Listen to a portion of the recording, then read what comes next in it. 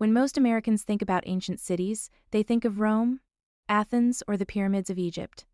Few realize that North America's largest pre-Columbian city once stood near present-day St. Louis. Its name was Cahokia. At its height, Cahokia rivaled many European cities in population and influence. Tens of thousands of people lived here centuries before Columbus arrived. Yet by the time Europeans reached the Mississippi Valley, the city had been abandoned. What happened? Tonight, we'll explore one of America's greatest historical mysteries. Cahokia occupied one of the most strategic locations in North America. Situated near the meeting point of several major rivers, it controlled transportation routes stretching across much of the continent. These waterways function like ancient highways. Goods, people, ideas, and technologies moved through this region for centuries. This location helped transform Cahokia into a thriving urban center. Cahokia did not appear overnight.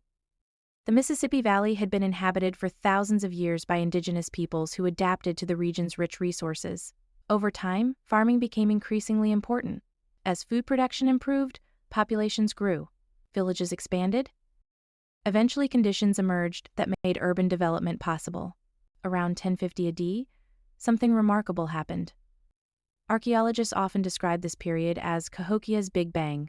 The city experienced explosive growth. People migrated into the area from surrounding regions.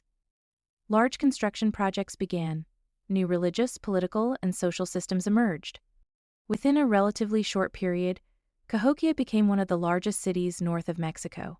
At its peak, Cahokia may have housed between 10 and 20,000 residents. Some estimates are even higher. For comparison, many European cities during the same period were similar in size.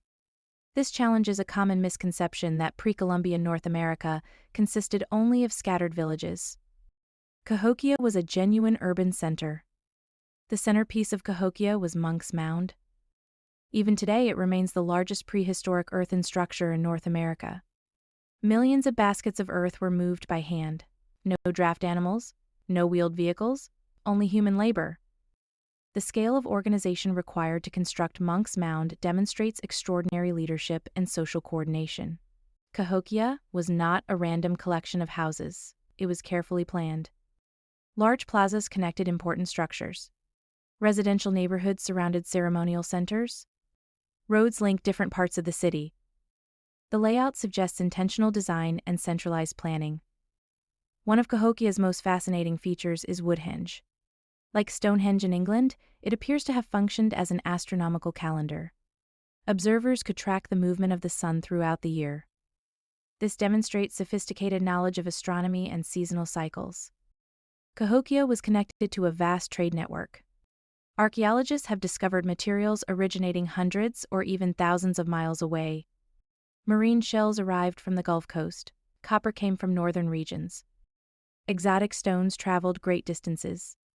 Cahokia was a hub of continental exchange.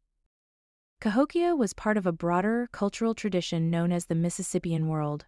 This was not a single tribe.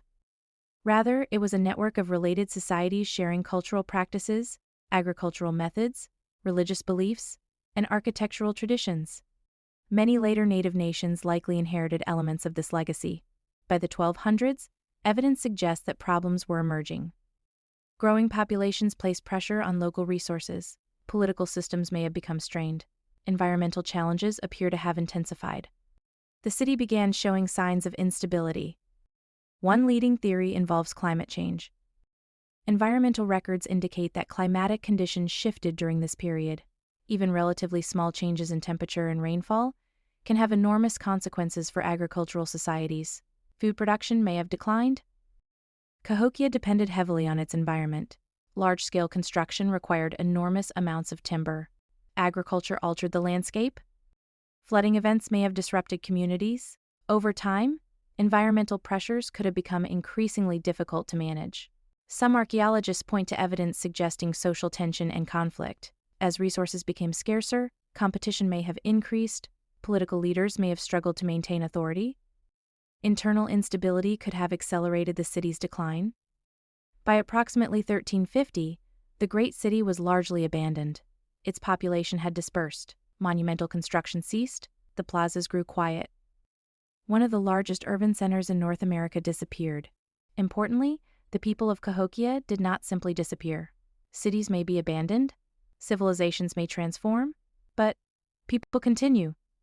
Many scholars believe Cahokia's population dispersed into surrounding regions and contributed to later indigenous nations.